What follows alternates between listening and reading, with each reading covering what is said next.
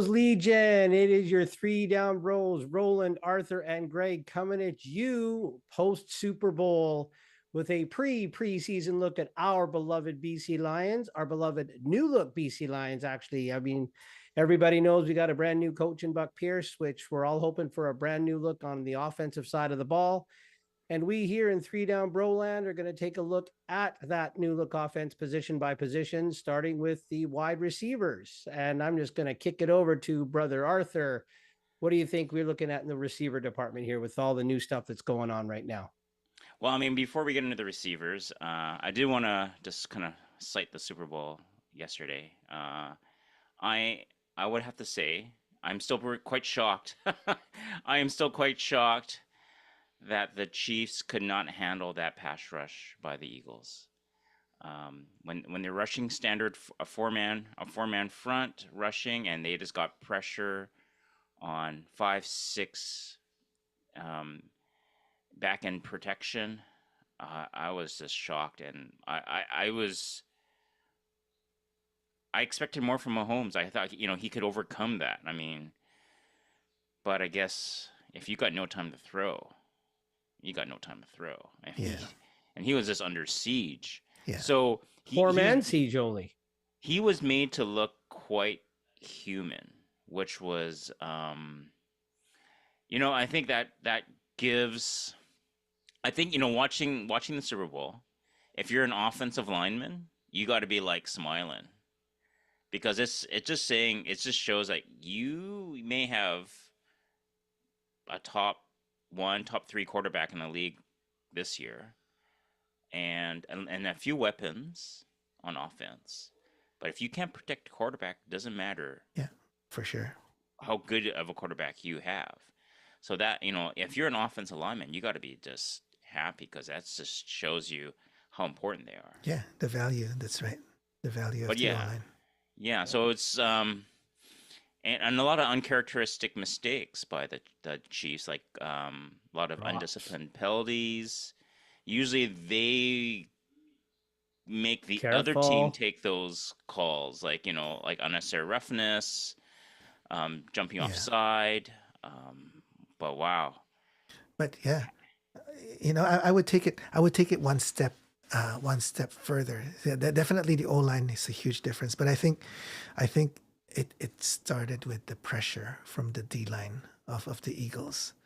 Because what you talked about is the team starts to unravel, and we've seen that time and time again, right? When you're under pressure, a little too close for comfort. Can't get anything going. The team starts unraveling. That's when you get the undisciplined penalties. That's when people get frustrated. So yeah, that front four was just amazing. They were responsible for the pressure.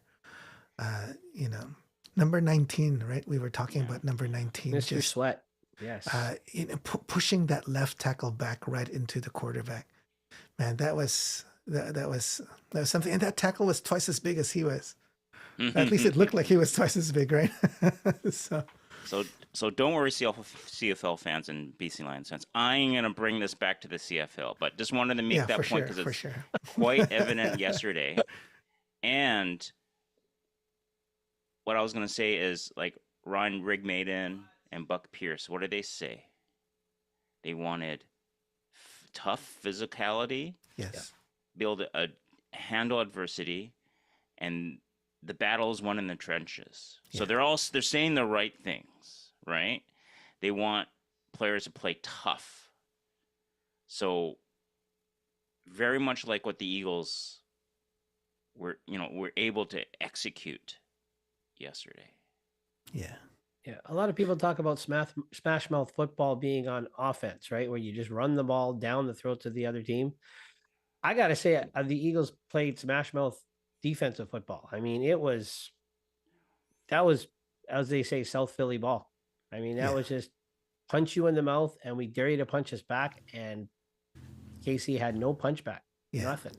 So before we go on, I just wanted to welcome again the people who are online joining us live. Thank you for joining us. We're going to be chatting about the Lions free agency. We're just recapping quickly on the Super Bowl right now. But please please feel free to join us on the chat as well. Let us know your thoughts. If there's anything you wanted to say or anything you disagreed or agreed with what we said, just put it on the chat, and we'd love to banter back and forth with you guys. Okay, sorry. Go ahead, Arthur. Yeah, so I guess our video's frozen, but I'll still speak. I think everyone can still hear. Yeah. I would say that if we're going to look at the Lions and then just one last thing, just when we touch about the defense, you mentioned the Eagles defense and how physical they were. You see what Buck did is he elected to promote Benavides as the DC. And he kept Ryan Phillips as the secondary coach or the pass game coordinator. So recognizing they needed to do something different on defense. Yeah.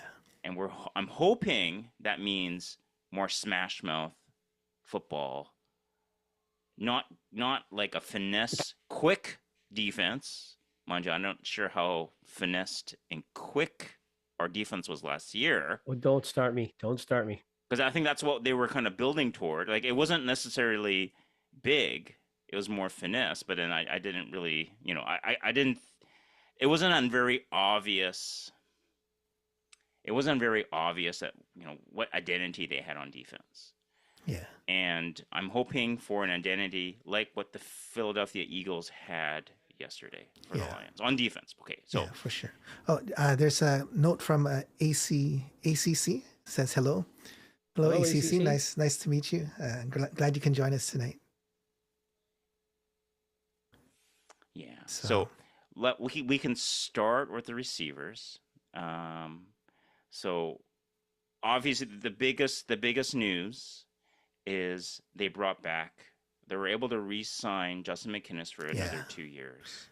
Huge sign. I mean, I didn't have any doubt that we will be able to sign him, but it took so long.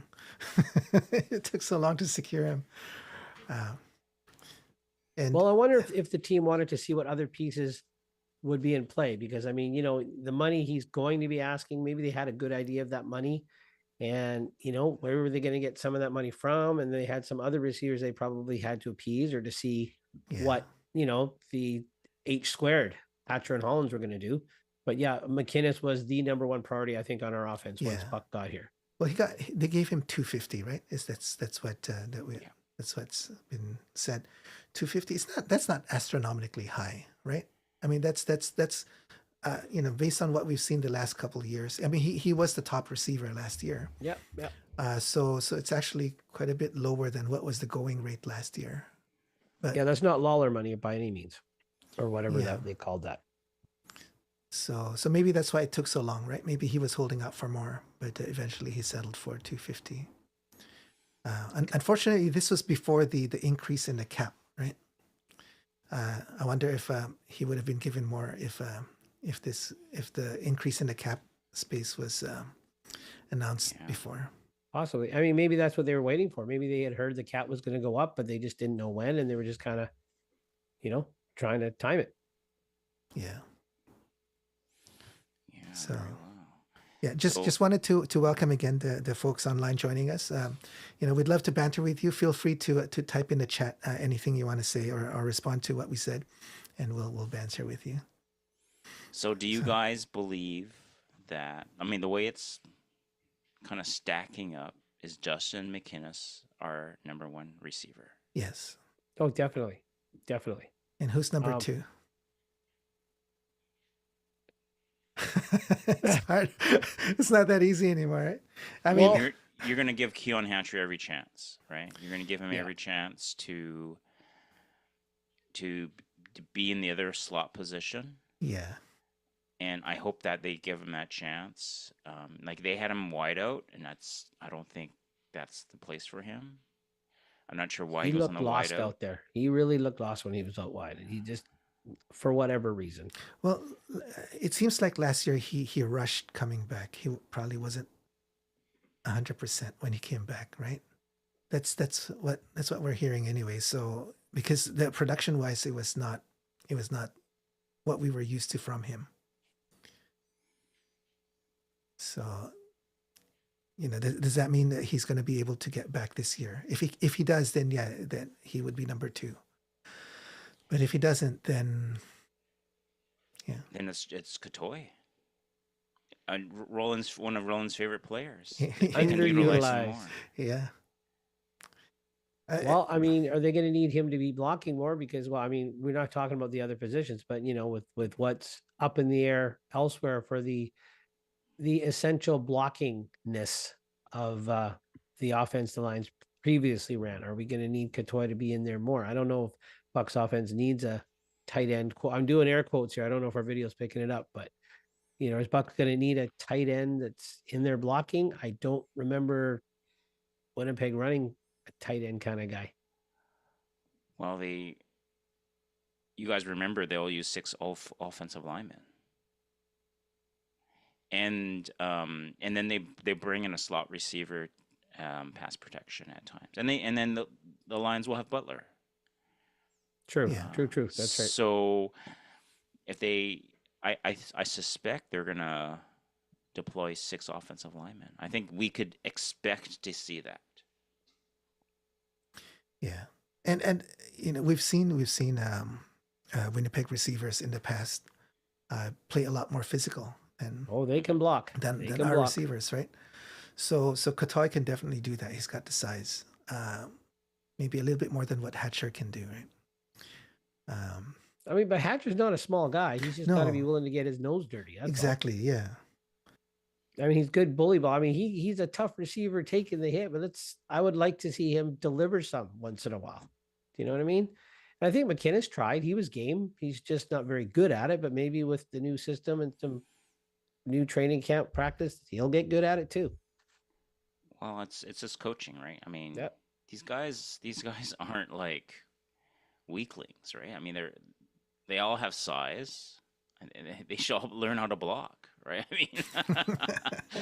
I mean, it's not like they skipped blocking school in football 101. I mean, come on, they should know. Yeah, it's just coaching, and how much of a priority exactly. Yeah, is it for the scheme, right? I mean, if you're if you're just like, oh, well, don't worry about blocking, we just need you to run routes, and then I mean, and that was the previous regime. Yeah. I still want to see a willingness, though. Even when it, bubble screens, the willingness wasn't there. And I mean, if you're going to run bubble screens and hit screens and all that stuff, you've got to have. I mean, we've gone over that. We beat that horse to death. With what the former OC used to say. Yeah. The receivers. So we'll see with Buck Pierce. That might change the culture. Yeah. Training camp's coming soon. We'll see. Do you think Buck Pierce will take that answer? Oh, they're not very good at it, so nope. we just won't run it. I don't think so, man. I don't think so. I'm tired of I was talking to some folks out in Lions World there, and it's like I'm tired of we talked about the square hole going to the round peg. Buck's got his offense, and let's just make sure that Ryan's picking the players and bringing in the players or keeping the players that are going to fit the holes that Buck needs the pegs to fit. And I'm saying peg, not peg. Peg. You know what I mean? Winter peg. No, we're talking a wooden peg. But anyway. But so far they are in sync in terms of what they're saying. What they're saying, yeah. And they've brought in some pieces. Emelis, I wanted to bring that up. What do you guys? Was he primarily a slot back or a wideout? Because I know he played both positions in Saskatchewan too before he came over here. So where do you think he's going to slot in? On the depth chart, so to speak. Or are they going to give him a shot to compete for 1, 2, 3, and 4? I mean, so okay, let's just go through who is 1, 2, 3, and 4. So it's McKinnis 1. So if Hatcher and Katoy are 2, 3, pick any. Pick one for 2, pick one for 3. Yeah. Let's say Hatcher 2, because I mean, based on previous regime, they used Katoy. Katoy was so underutilized as a receiver. Let's say he's 3. You good with that? Okay, I don't know. It's hard to say with the new scheme. They might want some. I mean, we'll be splitting hairs to trying to pick which one is 2, which one is 3. We still got. Okay, so we got McKinnis, Hatcher, Katoy, and now you got Hollins. Eberhardt. So Hollins is gone. Yep. That was Big Are you money. happy, Roland? I, I mean, come I've been on. I've been asking for it for a while, but now that it's happened, I can't say. I mean, I feel bad for him. But you know what can we do? Something was just not clicking with him, right? Either injury or something, some mental block, right? That he's not catching properly. They said something about his knees, but I don't think knees affect you catching the ball into your body. You know what I mean? I don't think catching the ball with your hands, bad knees have effect on. Yeah. So I think to me it was a confidence thing. So will he regain his confidence if he hasn't landed anywhere yet, right? At least not Nope, that I've heard. not that anyone said. So Unless he's going to take a year off and heal up his knees, if they're as bad as some conjecture has said they are. yeah. So I think it was the right move we couldn't keep our top three, right? We can't between Hollins, Hatcher, and McInnes, actually, and even Kotoy. There's no way we could keep all of them. One has to go, right? Yeah, Well, and I mean with the money we coming, couldn't keep them at the money they were being paid. Yeah. Yeah. because With if you McInnes. wanted to afford McInnes, because was he underpaid last year for what? I mean, what he was paid was what he was paid, but based on what he showed, he was due a raise. You talking Yeah. about McInnes? Yeah, he ended up first in the league, right? Yeah, Most he was yards, due a so- huge raise. I mean, Yeah. so you something had to give, like you guys have always said all year. If we're gonna get him back, something's got to give. Yeah. So then you've got Emelis, and you've got Eberhardt as the incumbent. Well, again, his contract is up, but still on the roster, and then you've got Emelis who just signed. So if you want two Canadian receivers, then you need depth, right? So Emulus is at least depth. Maybe he comes in, but then if you have, I mean, you're going to have to start more Canadians, right? If you have 3 in your starting 5, then one of them goes down. I mean, you're probably not counting on having, you're going to have other Canadians in other areas and other positions. So he could be a 4 or 5. He could just be backup. Well, I guess we'll see how he kind of meshes with the playbook. But he's a tall, athletic. He's another. receiver. He's like McInnes, right? Tall, athletic, can go up there with that tall ball. Yeah. But I mean, he wasn't kind of like an afterthought in Saskatchewan. I mean, he was used a lot from games that we saw Saskatchewan play. Yeah. I'm just looking at the stats. Receiving, he's like, of all the Saskatchewan receivers last year, he had the most yards, right? Is that true? Emulus? Samuel Emelis. At least I'm looking at the CFL stats page. He's number 7 in 2024 with 1,064 yards. Yep. We signed Lennius, not Emulus. Oh, Braden Lenius. Yeah, come on. Okay. Yeah. Okay. Oh, well, I Is that- apologize. I thought it was is- Emelis. Yeah, I mean, we would love to have Emulus. Sorry, Yeah, it's that's why I was Lennius. like, Yeah, you know, there's this no would be- way. this would There's be a no big- way. This would be a huge story if we had.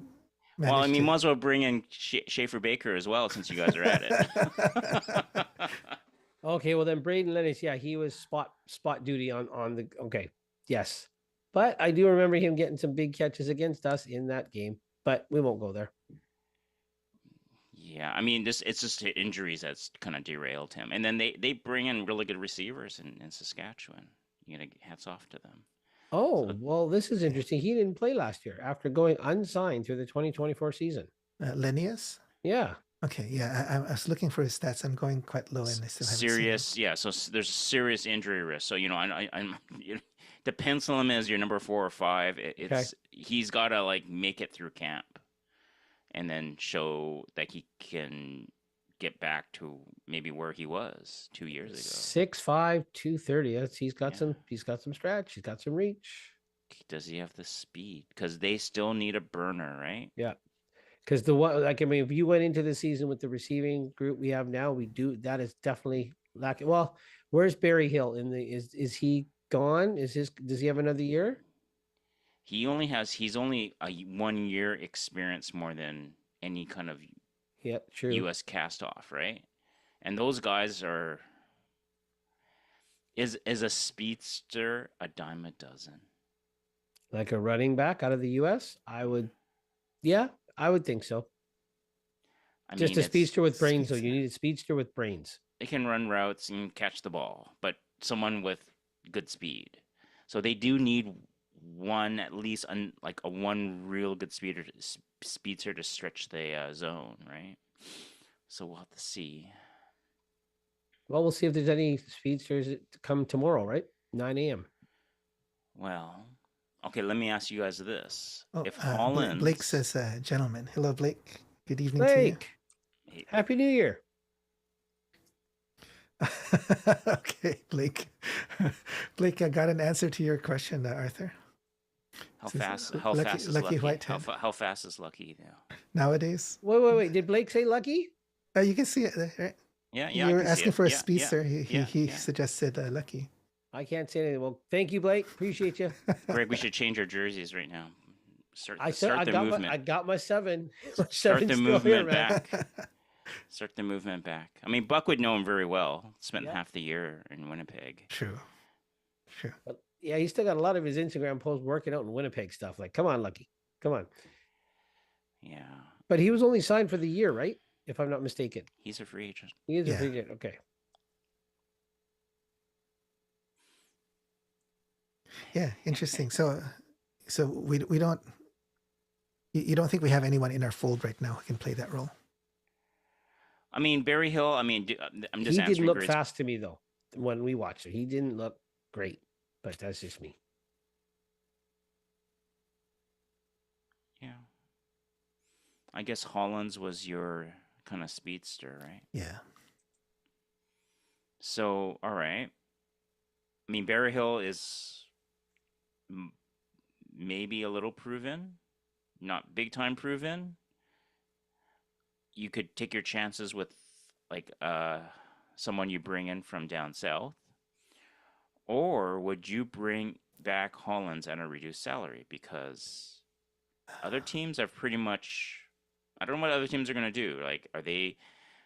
They're all lowballing Hollins. Would you take him back if he has the speed? It's a bit risky. I mean, but Blake says no. We currently do not have a returner, in my opinion. So he answered that question. Thank you, Blake. They brought back the former Eagle, Philadelphia Eagle, who Who's was probably too- wishing he had stayed there one more little bit, huh? wow. I mean, I don't think that was his call. No, I know. I know. You think he didn't want to? You didn't want another year on the practice roster? I'm sure he wouldn't mind it. Would Blake like a dual role, like a speedster receiver that can play returner? Is that what he's looking for? I guess so. Yeah, I think that's what he's saying. But I think the guy from Philadelphia, I think his name's Huntley. He's running back / kick Returner. Yeah. Okay. So does that cover this role? A speedster, stretch the field kind of. Well, I He's a mean, running back, though. you need to bring in someone else. Yeah. Huntley's on a receiver, so yeah. So we'll see what happens. Like whether they could go to the Lucky route again. Buck knows him really well. Lucky's not that fast anymore. Even 2 years ago when he was with us. He got open, kind of. There are some routes that he got open. Question: they weren't throwing to him. Like Vernon wasn't just throwing to him. They're looking for looking for his tall guys in the slots. Oh, Blake has a proposition. I'll return kicks. I can't be any worse than when the SAS guy last year. I'll run 5 yards, then step out of bounds so I never get hit. Hey. SAS guy, Alfred. Oh, yeah, I guess he doesn't like Alfred very well. Come on, Alfred's not that bad, is he? Hey, Blake, you couldn't do any better than what we just let go. I'm with you, man. I'm with you. I True. could even return kicks as good as Oh, Scary come Terry. on. I can find a sideline as good as anybody. Well, no, he goes up the middle. He gets a lot of yards, right? He gets positive yards. I'm Look at his cringing. average. Yeah. I'm cringing. True. Look at his average, man. I mean, it's his stats, right? Over the period of the the length of the season, he's gonna have more yards. Just that it's gonna be hard to break one if you go up the middle like that. But Uh, ACC says, Blake, just hope you can run fast enough to the sidelines. Yeah. You're gonna get caught, Blake. Uh, Gonna get caught. all right. So those are receivers. What do you guys want to switch to talk about Butler? Yeah, let's talk about Butler. So no stand back now with Butler. Stand back versus Butler. Pros and cons. Are you guys happy? I need to know how much money. I need to see if he stays healthy. That too. That too. I mean, Stanback seemed pretty durable. He was banged up, right? Stanback was banged up. He gutted it out, but he was banged up. So, did he miss a game? Stanback? Here, let me see. 18 games played, Stanback. I guess not Yep. then. But he was kind of banged up, right? In at the end of some of the games, they just rest him because maybe the game was in hand or the game was out of hand. So they say, okay, well, you just rest. Actually, he's a workhorse. Each back had their pros and cons, right? I mean, we were lamenting when they let Butler go because he could pick up the blitz. Yeah. And he could catch it coming out of the backfield, and he could run north south. He didn't spend a lot of time juking and jiving. He picked the hole and he hit it. That's right. Butler was when Harris left. Butler was our next running back, right? Yeah. No, we had Jeremiah Johnson first. Did we not? Okay. But Butler was, look what he did when he came here with Hamilton. It was the James Butler show. He killed us. I mean, he caught out of it. He did everything that you would want a back to do in this league, right? And he's fast. But is he brittle? Is that too critical a term? Yeah. I mean, you have to see how it is, right? I mean, this past year, obviously got into some injuries, but then he was just sat out. They like Greg Bill better, right? Yeah. He only played 11 games. Stanback was 18. Stanback was number 2 in terms of yards and carries.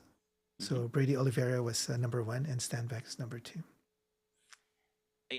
It's hard to comment because I don't like maybe Stanback is okay. I was number 2 receiver, number 2 rusher. You guys got me cheap. I want to be paid like the second best rusher in the league. Show me the money, right? And then Rick Baden says, well, we're not going to show you the money. You're gonna come in at this rate. So maybe without that, it's kind of hard to say. And basically, money talks. But I think overall, Butler is a better receiver out of the backfield. Yeah, there were a couple drops, key drops that Stanback. Yeah, and then that hurt us, right? He would kick up the ball to the DB, and hey, that takes skill, man. That's a 1 in 1,000 shot, right? Yeah. But I think okay. Well, if I look at Buck's offense, and who you have Harris, you went to Oliveira. I think Butler probably is more in line to that type of back than Stanback. Yeah. So I can see why they made the change without knowing the money, but they're trying to cut costs. And that's receiver and at running back. That's the style that Buck Pierce is more familiar with too, right? He was working with Oliveira the last few years. A lot of blocking. I'm initial block. I'll rub, then I'll peel off, and then and it's up to the linebacker to pick up the back who peels out, who kind of like bleeds out of protection. And when you're in space, you have the speed to turn it on, but you also have the ability to break tackles. So I think Butler can do that a little better. But once Stanback gets going, he's a load to bring down, right? So they're kind of two different types of backs. Yeah. Well, average carries for Stanback was 5.1 yards. No, Oliveira's was 5.7.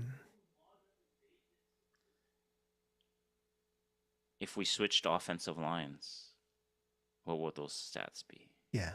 Yeah. Hard to say. Yeah. Enough said. Nothing against our. Okay. Oh, come on. Right. There's lots against our offensive line. They're not good enough. We can say it. They're not good enough, and it's been proven. Last year, and then Yeah, and last then year. and then Last the coaching, what they were expected to do, and then the commitment to the run, right? All these things. We're gonna have a more balanced offense, is what we've been told, Yeah. and then there's gonna be a commitment to the run, and then they're gonna coach it up.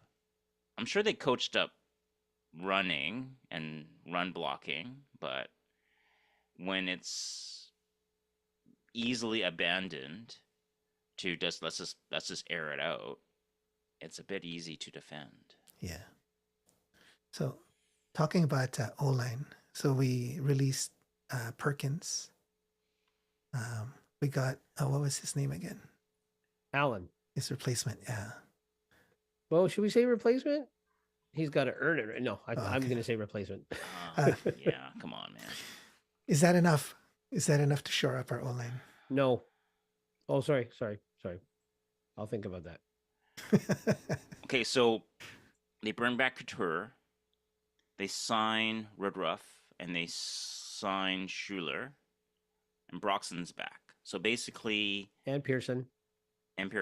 So the backup center. Well, actually, he's not a backup center. Well, Packer and Pearson are backups on Yeah, the because I line, think and both Pearson's your Canadian. backup utility. Yeah. I Slash didn't mind- tight end. I did Yeah. not. Hey, Yes, you know, that's look right. at his average. I really didn't mind Packer as our center when Couture was hurt. When they had to plug in Packer and Schuler, we did well.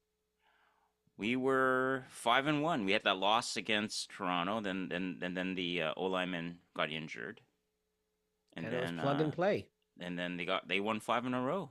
And when Pearson plays center, it's not a bad thing. I'm not really sold on Couture. I mean, I was happy to get him because, oh my gosh, we got a Winnipeg offensive lineman. But then hang on a second. Why did the greatest offensive line in the league let a guy go? Okay, well, is there a reason the guy in Toronto got let go? No, because that was a trade. So they brought him back late in the legal tampering window, aka the Ed Hervey rule. I'm wondering if they paid top dollar, because he was in the top 15, 13 in all lineman salaries. So maybe Couture. We're talking about Couture. Oh, Couture. I don't know what his salary was, but Yeah, well, it was top 13, I'm telling you. So I don't know where it is now. Maybe they made a deal. I would hope so. Because then a lot of O-line were being signed, right? He was at one point, it was him and Suk Chung that were not being signed, and we're like, okay, there's probably no more spots. Like all the teams have gotten their center. There was some movement in the O-line, so yeah, maybe you bring him back for one more year to help tutor Packer. I mean, they already had that tutelage this year, but yeah, we'll see what happens. But Chung is not signed. Nope. And maybe they said they're going to go with potentially 3 Americans on the line. Oh, he isn't signed either. Okay. So I think they're going to go with 3 Americans. And they're going to have 2 linebackers. So I'm wondering where all the Canadians are going to be. So we'll see. Yeah. Receiver? Well, they're going to have 2 at least. And then you're going to have Bulliu with the safety. Not sold on him either. Well, you got to go with someone, right? I don't see him on our roster, though. Oh, he's back. He's back. Because Adrian Green got signed away, right? Adrian Green has got. Where did he go? Calgary. Calgary. Okay. Yeah. So I think the O line. We'll see. I mean, it's Blake says Couture, Chung, and Schuler, right? On the well the interior. inside. I don't know if Chung got re-signed. Well, right now I'm looking at the Lions roster, and he doesn't say anything. But then a lot of the guys that have left are still on the roster here too. Well, I mean, yeah, we'll see what happens. Yeah, maybe that roster is not accurate, but Chung is not re-signed. He's a free agent. Yeah, He will but you know, be. He here's will the be funny: tomorrow morning. Eberhardt's not on here either because he's a free agent, I guess. But his name's not on here. What do you mean on the roster? Yeah, I'm looking at it here. I'm looking on the CFL site, and it's just the free agent tracker. I'm and looking. I'm looking at BCLions.com. BC. Okay, roster. So I mean, I don't know. I don't know which one's more up to date. But Oh, Blake says because technically they're not signed away officially until tomorrow. exactly 9 a.m. Pacific. So, I mean, Chung is on on like the top like free agent lists of remaining free agents. So I mean, we can take them at their word, perhaps. Yeah. But yeah, it looks like they're gonna. Well, bottom line, they're gonna have 3 Americans on the O line, so that will help. And I think more than that is the attitude, and it's coming down from the GM to the coach to say we want to be physical and aggressive. Yeah. On the lines, so a mentality shift. Yeah. So we got one, one new guy, a lot of the old guys still. So I guess I'm hopeful that that the messaging definitely needs to go down, but what I'm not sure is it the right personnel still, right? Well, I mean, new head coach, new OC, and new offensive line coach. Yeah. So the decree is be physical or you're out, right? Yeah. Essentially, right? And you got one massive piece is your right tackle, right? yeah, And because that was would you say that was the weak link of the O line last year? Was that right tackle spot? I don't know. I mean, left tackle. It was Broxton. Broxton held his own. Yeah. But there was that one game where it was just Perkins was a turnstile that day. I don't know, but well, I mean, I thought maybe the interior Yeah. was an issue as well. yeah, that's true. That's true. So, So- a lot of issues. That's right. there was a few issues, but one guy out of 5, and then we're talking about Allen. He's a big, he's well decorated, and hopefully he can perform at that level again this year. And I have no doubts that he would. Yeah.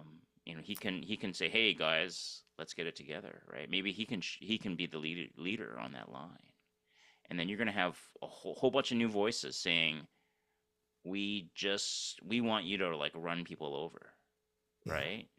So I'm hoping that changes because, come on, these guys aren't like soft, right? No.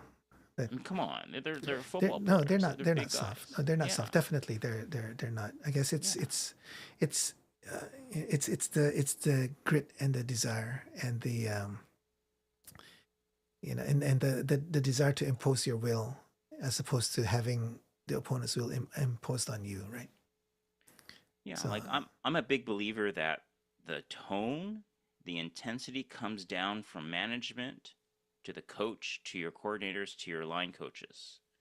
If those guys are saying the right things and they want to impose, they want to instill this type of aggression into them, I think that makes a huge difference. Yeah. Yeah, I mean, would I like to see a little bit more change? Maybe grab another Toronto Argo, former Toronto Argo lineman coming in. Sure, but that I don't think that could happen. Yeah, let's just hope he meshes.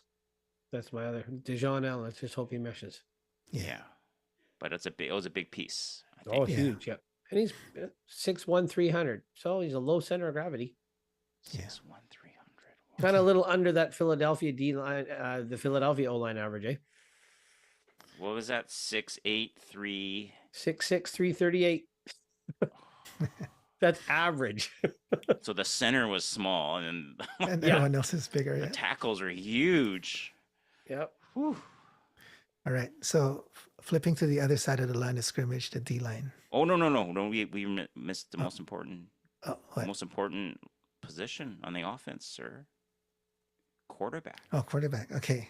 Yes. So the depth. Well, So- Roland, I mean, I'll get you to get a chance. Your heart and soul kind of guy is no longer part of the team. I know. Did you forget about Vernon Adams? No, I didn't Jr.? forget about it. Oh, okay. I mean, Well, just- we already said our goodbyes last season. So this is a new season now. Oh, okay. Yeah. Yeah. You already said our goodbye. So when you turn the page, you turn the page, right? we Roland? had like the last 2-3 episodes of last season's podcast where we said goodbye. No, I wish him all the best in Calgary. It's going to be tough for him in Calgary, but Well, that city welcomed him with open arms. The Flames game, the Flames coaching staff. That city's. I think they were dying for something post Jake. Blake says, "What do you mean? I'm still in mourning." All right. So what's our quarterback depth chart, Roland? Yeah. Talk to me about how you're feeling. Look at Winnipeg. They've got 4 or 5 quarterbacks. Yeah. Well, I mean, only 3 can be on the roster at that one time, right? Well, at least they got a well to draw from. Right now, our well's looking a little dry. Well, let's just look at it, right? So let's, Roland, tell the good people of YouTube what we have in BC Lions land. Actually, I don't. Okay. Well, before Blake says he'll improve their record to 7-11. So he's talking about There you go. VA. So who do we have in our roster? So we have Nathan Rourke for sure. It's the top liner. But behind him, too, who do we have? You know, we have Chase Bryce, AKA John Elway.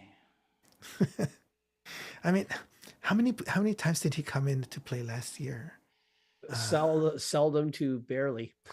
Yeah, so I don't know enough. I mean, he could very well be a great quarterback, but I don't know enough. Is he a prototypical CFL quarterback? Because he's a big guy. Yeah. Who's got a big arm.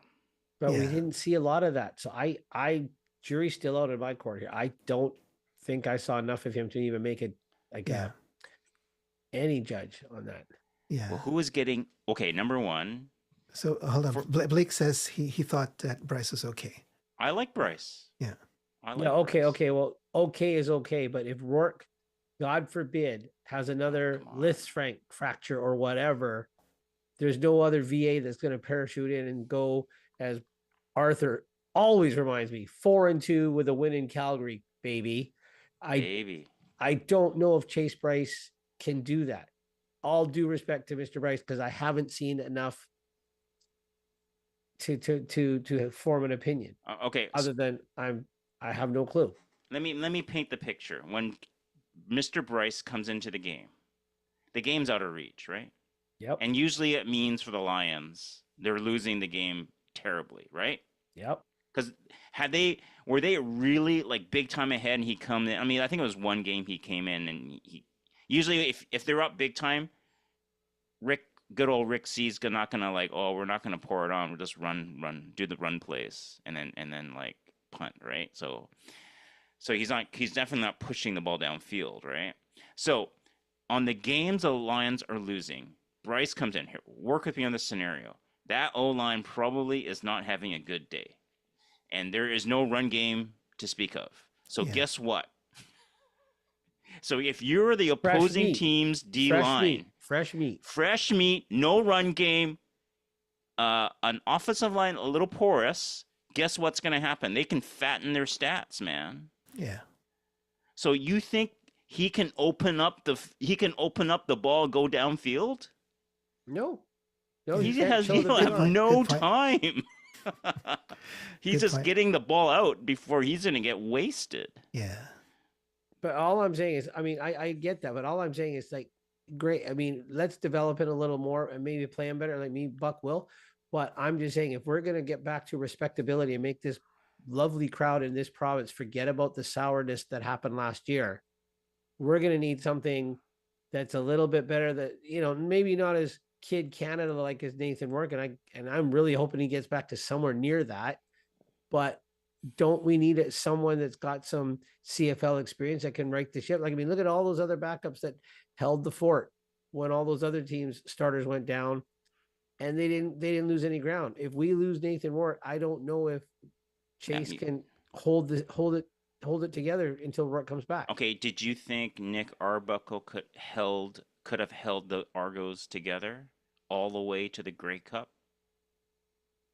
He had to come in during the 9-game suspension to the person that shall remain nameless. Versus Cameron Dukes?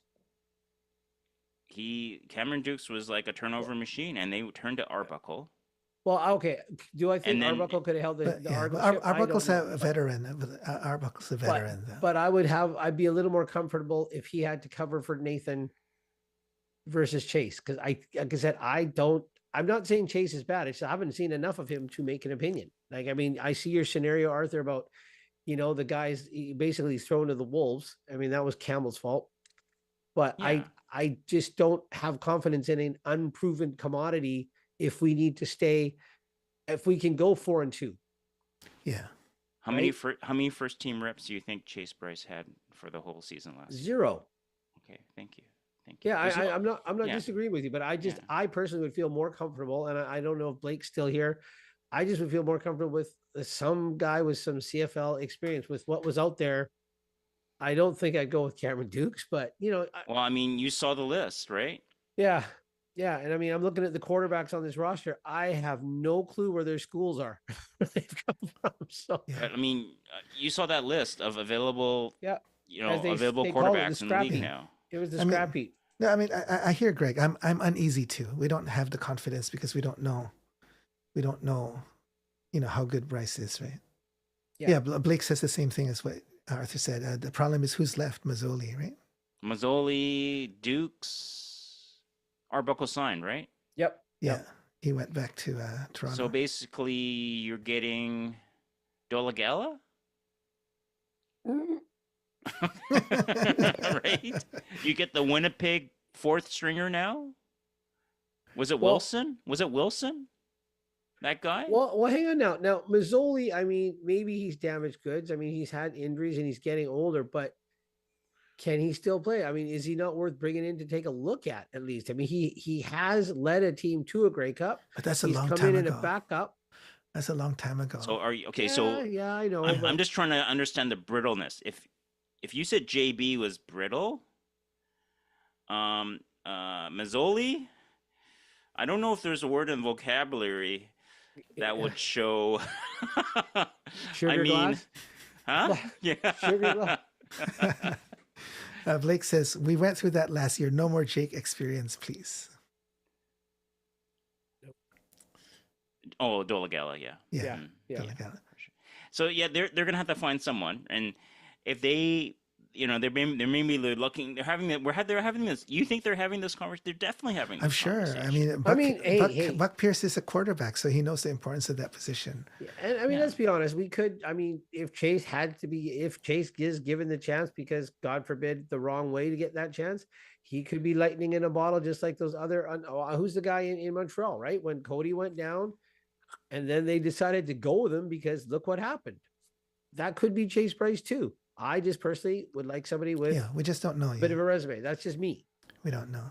We don't know behind the scenes. Maybe the Lions were trying to make place for some of these other quarterbacks too, but who wants to come in? Who wants to come in to be behind Nathan Rourke? Come on. Yeah, VA probably gave him a call and said, "I've played that game."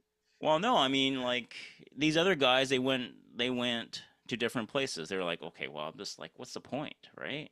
Well, they're not coming. Yeah, they're not going to come here if they don't get if they don't do anything to address the depth chart on the quarterbacking in the quarterback room, then they sure as hell better have a better offensive line than they've had in the last decade. Well, Did I say decade? Can I go back as far as because look what happened to Mike Riley. He was a great quarterback, but like you said, great quarterback, bad line. Look what happens. Well, what do they say? It's going to be they're going to have a balanced offense. They're going to run the ball, and they improved the O-line. They've added one guy. Well, they switched with all the coaches. That's all the true. offensive coaches are gone. And they're going to prioritize, and they're going to bring in a new culture of toughness and aggression. Blake says we say that every year. Well, No, that was Ryan Phillips. We don't. Blake, that was Ryan Phillips. Yeah, and then, yeah, but did you see Rick? I mean, Rick Campbell. Does he inspire that? And then No. Yeah. So I mean, it's just a matter of like Buck. You look in his eyes. I mean, I believe him. Yeah, and he's lived it, right? He's lived it. So we Well, that's also a lot of shots he took to the head too. I mean, that could be a glass eye. I'm just kidding. I'm kidding. Buck, no, tough blood and guts is Buck. That's why we were so. I was happy. I don't think his eyes were glassed over, man. I think those eyes were like can cut steel, man. Can cut diamonds. Well, I mean, let's maybe Rigmain. I mean, now that Rigmain's gone from scout to GM, maybe he will have that line. Like, if you can't toe the line, we'll find someone that can. Who had control of the roster last year? Rick C. Yeah. Rick C had total control of the roster. Who stayed, who goes.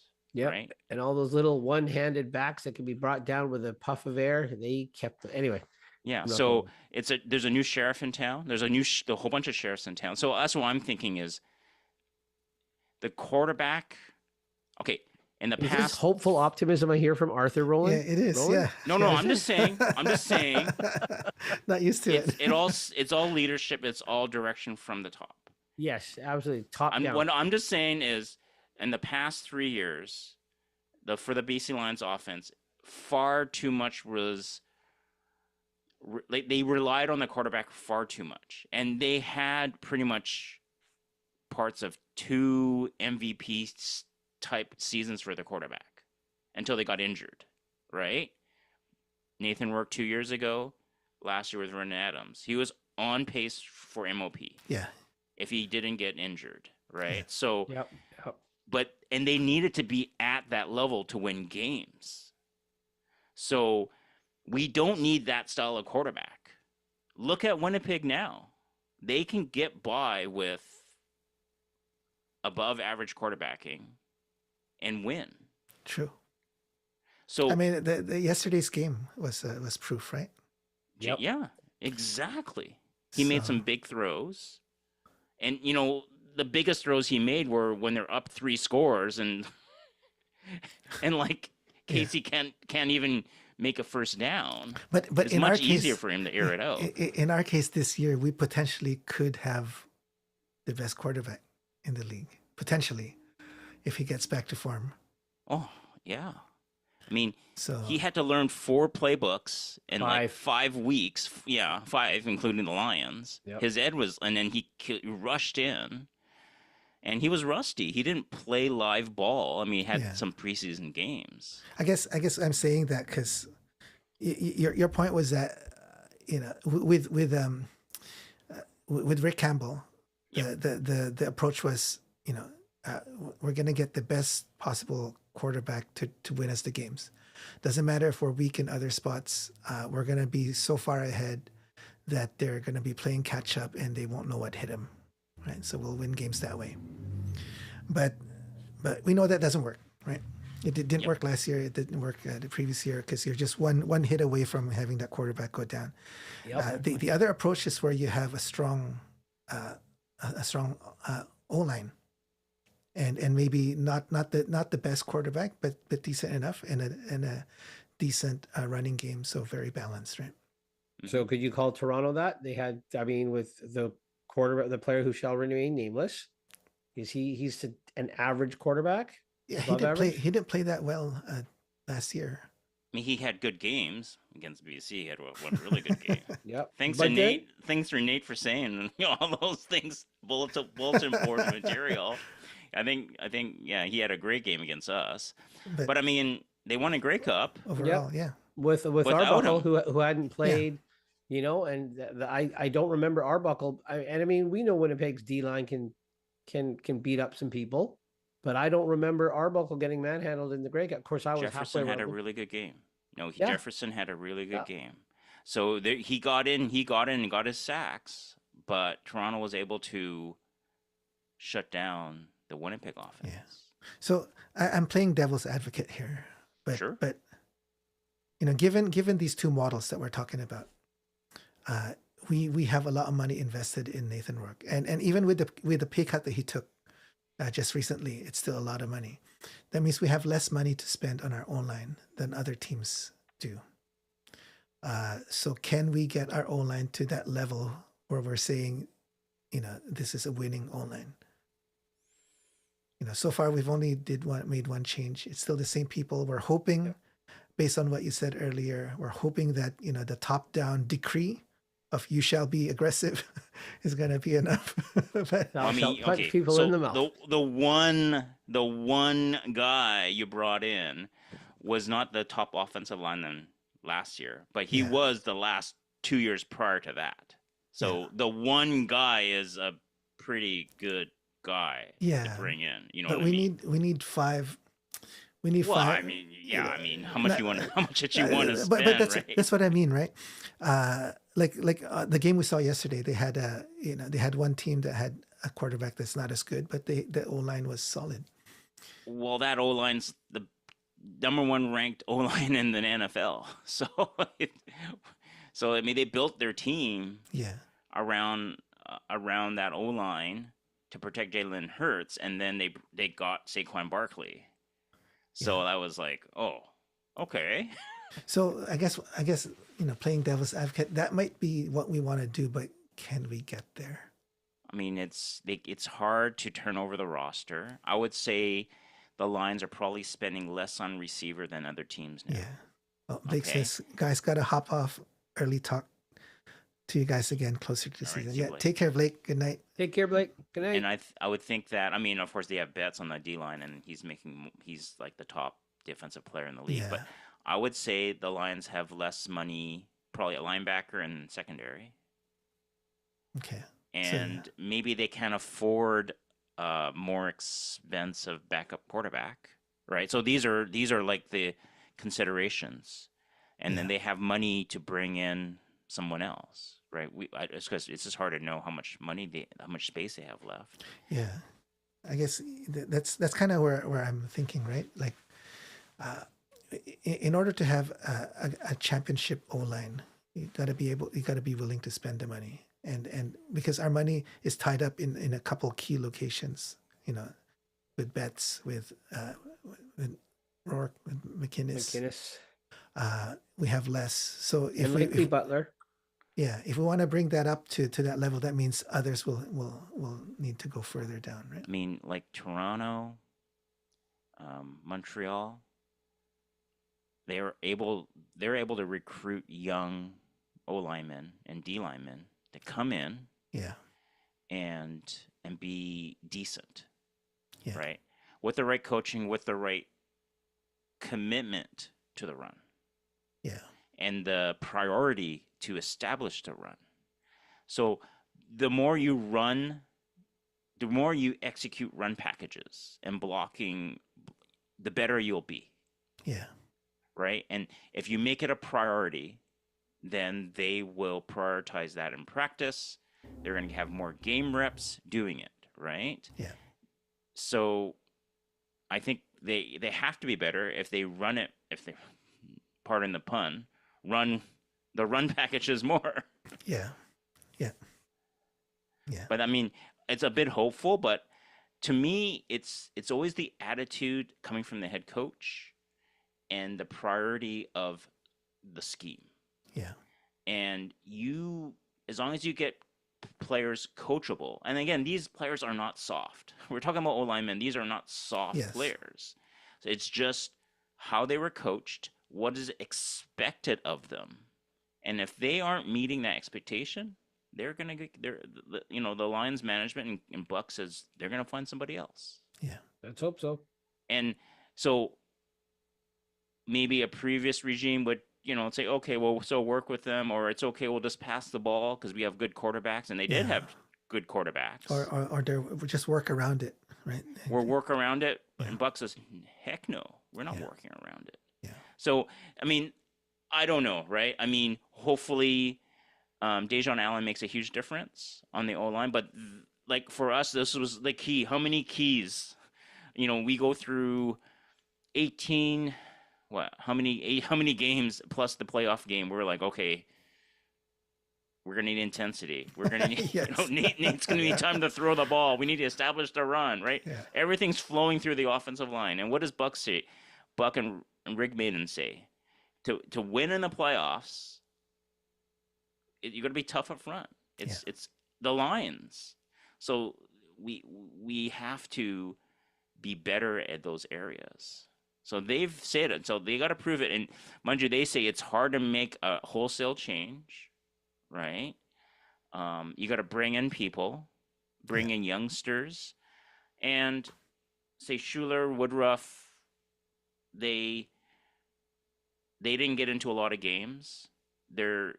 Maybe they're new to the CFL, and the CFL is different than NFL, right? In terms of some of the plays and that. Oh, yeah. So, and then they'll get used to it. You got the yard away. I guess might be an advantage for an O lineman, but we saw. Oh, actually, no. We saw what happened when that the number 19 Sweat. Yeah. He was a yard or two off, and I think that throws off that lineman because eventually that lineman stands up, and now he's bigger, but now that rushing the D lineman is smaller underneath the pads, and look what happened. So I think if the first year is always going to be tough, so there could be just improvement from Schuler and Woodruff and Packer, right? Yeah, because Woodruff didn't do bad, did he? Was he a rookie last year? Yes, because he came in desperate. I think because Schuler went down again, I think, and they needed Woodruff in, I believe, and he did okay. Yeah. So I think Packer's was a rookie last year. The other two guys were rookies to the CFL, I believe, or at least the rookies to the Lions. So you can hopefully expect improvement. You have to expect improvement. First year with the team to second year in the team, right? Yeah. Like we give the rope to receivers and DBs. We got to give the rope to the O linemen too, right? Yeah. So I don't want to be the O lineman apologist here, but I mean I think we give those guys another chance. Because I mean, what else do you have? You don't have endless money. Yeah. Nope. No, but you got to understand why we're so cautious, because we were dead last year, our O-line. Right? Hell yeah. So I mean, it's scheme too. It's scheme too, true, right? True, yeah. So when the opposition knows you're just going to pass the ball, or first Like down, you're going to do Superbowl? inside zone run. Yeah. Same running play. You do hardly any pitches, hardly any screens. It's kind of easy to scout the Lions, don't you think, from an offensive point of view? Yep. What they're going to do offensively? Last year, Yeah. definitely. So I mean, don't you think those stats are going to be down? They have no variety. They had no mix. Yeah. No, good point. Yeah. So once they mix it up, I mean, you can't just like, oh, okay, they're gonna run through the B gap on the left side. Okay, well, I'll kind of like swing over there a little. Like, come on. I mean, it was pretty predictable. Yeah, we were very predictable. So I think I have a lot of expectations that they're gonna mix it up. And like Roland, you talked about this whole bunch last year, or give us something different pre-snap. Give us some different looks. Yeah. And exactly. you saw Buck's offense. They're doing different looks. Yeah. They do the waggle better than almost anyone. Yeah. Yeah. And they would have Dempsey kind of, doing he lining up in the backfield and he'll cut over. Exactly. Yeah. Go off tackle, right? Yeah, I mean, very creative, yeah. Very creative, and I'm expecting it. So see what happens. I mean, that's my hope, right? I mean, hey, I'm optimistic in February, because Can you imagine how optimistic he's going to be in May, Roland? If he's this good in February, holy cow! Yeah, you guys got to look big picture, right? It all starts with the top, and it all filters down. But I mean, we'll see, right? Into June, July, if they're back to the same old Lions, right? Yeah. The dogs don't learn new tricks, then Well, yeah, they're gonna with have to get different rid of people, right? with different coaches, there definitely will be some changes. So Yeah, because these dogs are have new trainers. So let's hope. Let's yeah, hope. yeah, yeah. So our hope is that they are malleable enough to fit into this new mold. I mean, you guys tell me. You guys are more football guys than I am. Like hockey, a new coach, new assistant coaches make a world of difference Yep. to the gameplay. You guys tell me. I don't know. Like, am I like being overly optimistic? New coaches, new management doesn't make a difference to the personnel No, and no, how it they does. play. It will. It does. I mean, you It look will. at the first game that, in hockey, the first game under that new coach. I mean, everybody's playing for their job, basically. So hopefully here, if that message comes down, like Arthur says, and I just hope they are of that mindset. Like, if you're not going to do what we need you to do, then we'll find someone that does. But, they got to be able to afford the people that can.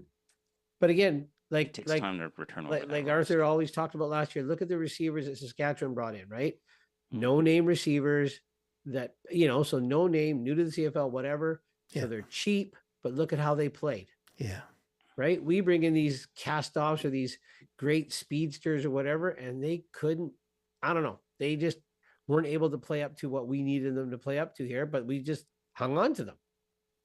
I don't know. Maybe that's a Vancouver sports curse. You bring in these names that are supposed to do well and whatever sport, hockey or football, they just don't play up to the level they're supposed to or needed to, and then they stay on the roster for whatever reason. I thought Fogan was going to be better. Yeah, that was when a I bit was of a in disappointment. NFL fantasy, he was on my NFL fantasy teams. I thought he was going to do better. He was a big target down there, and just didn't.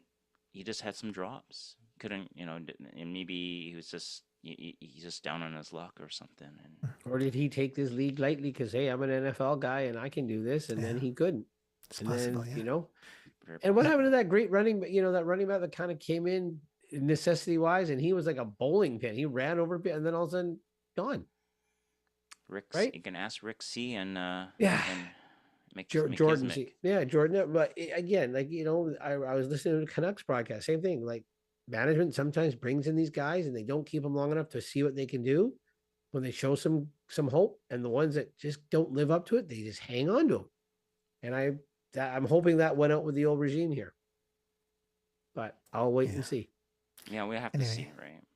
We can. Guys, I'm just projecting from what they say Mm-hmm. to what the changes they've made, and so far I like what I Yep. see. It's trending in the right direction. Yeah. No, can they make more? They would have made more changes to the O line? That would I be more comfortable? Yeah, I would. Yeah. I would. For Because sure. I think it's because in our head, old regime is gone, but that old line is the same one that Kelly Bates had. That we wanted something different. They brought in Kelly Bates. They looked good, but then they settled back in, and nothing changed. Even after we got rid of Brian Chu, we brought in Kelly Bates. It looked good for a couple games, and then Todd S. Hey, good evening, Todd S. The team played like they wanted to get the coaches fired last year. Hey, play calling helped the players accomplish this. New coaches, new life. Yeah. What happened to that video, Greg? One of us. He took off his out shirt. that door. Yeah, because again, how many times we hear Jordan McSimic, the new offensive guru, new blood, new mind, new this. Not even close. I thought he's like off the Jason Moss coaching tree, but Jason Moss runs the Montreal offense quite a bit differently. Mm-hmm. Yeah, but he was, I wouldn't say he was off he was under Jason Moss, but I think it was like a video quality guy or something. He was back in Edmonton. Yeah, no, I think, to be fair, he started off with not bad until the opponents figured us out, right? It was Calgary who figured us out first. Yeah, and then everyone just followed from there. Copycat D. Yep. So he did have something, but I guess there was not enough depth there to adjust, right? And that's what we complained. No adjustments. He needed right? quarterbacks to play at MOP levels to win games. Well, I mean, and then okay, was he blinded by the media? I mean, look he's got Nathan Rourke and Vernon Adams. So really, I got two MVP quarterbacks. So really, they can pull off any scheme I give them. Well, not when they figured out everything. So Yeah. All right. So one last Okay. thing. It's actually getting pretty late. Yeah. But last thing is the halfback. So Dave, like that's the last offensive position is Mackey. fullback. Fullback, halfback. Yeah. Yeah. Like I said, that's what I was touching on when I talked about Katoy, right? If they don't bring back Mackey, which a lot of people are saying they won't because Buck doesn't employ a fullback, or sorry, a traditional fullback, then are we going to need Katoy to block? Are they going to go with 6 offensive linemen and use a Canadian there? What are they going to do? I like Mackey because Mackey was our short yardage specialist. And, do you really want Nathan Rourke running those short yardages? I mean, we were all upset when it was always VA doing it. And because again, if Rourke goes in on a short yardage and they try, though, God forbid, a tush push and something happens, again, we're going right now. We're going right back to that other. I mean, I'd love to see. depth, right? I'd love to see us hold on to Mackey, but Me too. it's not our call. I guess it's hard to say. He makes a lot of money. He makes a lot of money, right? He is the players union rep for the team, and he's a good voice in the room. He makes a lot of money. That's just like that's what he was making before. He made near the top or at the top for a Canadian fullback, halfback. If he was asked to take a pay cut, would he? Because does he have other options? Well, maybe that's why he's waiting. But I'm surprised he hasn't signed. Well, yeah. Maybe he wants to see what's out there. Maybe the Lions say, okay, whatever you get, we'll match, but let's see what you can get. And he hasn't got anything yet, or he's thinking about it. But is he injured? Like you've been watching the arrows. Yeah, he had a calf problem from a game or two before Touchdown Pacific, and then he came back and he tweaked it in the Montreal game, and he knew that was it. Yeah. He didn't finish the year, right? No, I don't think so. And if he did, I mean, because I don't think he was in the Western Final or semi. And so other teams would be leery to sign him, right? Yeah, possibly. Yeah. So I'm wondering if he's going to hang it up or he's going to keep trying. All right. So what did Buck do? Short yardage, guys. In Winnipeg, tell me. Chris Strebler. Yeah. Did they ever sneak Zach Claros? I do believe the odd time. Rarely, yeah. Really? But rarely. I know there's a couple I remember seeing Zach, but it's like you speaking Chinese, Greg. It's rarely. Rarely. Come on, man. Let's be like. I know you want to. So, do you think Nathan Rourke's going to sneak with a Buck Pierce offense? No, of course not. But I'm just so they're going to put in Chase. They're going to bring another guy in to be the third round rushing quarterback. They're going to bring in somebody. This is what my prediction is. They're going to bring in someone just to do that sneak. Yeah. Yeah, makes sense. As long as they can hang on to the ball and rush forward. Yeah. Read That's the all blocks. they need to do. Yeah. Some big guy, and then maybe he'll do the odd pass when you don't expect it. Yeah. You never know. But that's what I anticipate. Now, is there someone in the CFL that can do that? Maybe they'll just have to bring in some young big guy and I don't know. Yeah, we don't have to pay too much for that position, right? Yeah, exactly. So it's not a prime position, so they can save the money. If they don't bring back Mackey, then they can devote that to. They still need. I think they got everything right. They brought in Hendricks on the defensive line. Yep. To shore up the interior of the defensive line. So yeah, we'll see what happens. I don't think they have a. Well, they're going to use Meyer as the punter, right? It looks like it. Because Flintock is not re-signed. Oh, really? Yeah. So I think it's going to be Meyer as the punter. White's back again. Yeah, because I mean, you're not going to keep three. One to kick off for White, one to be the punter, and then White to kick the field goal. I don't think that's.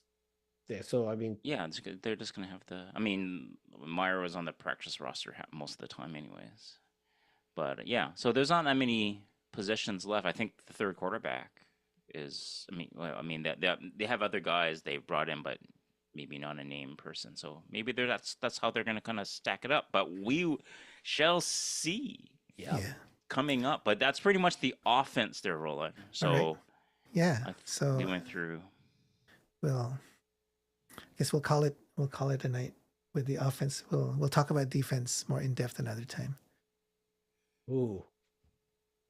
Maybe we'll have that fast, aggressive, dictating defense. All right. So great.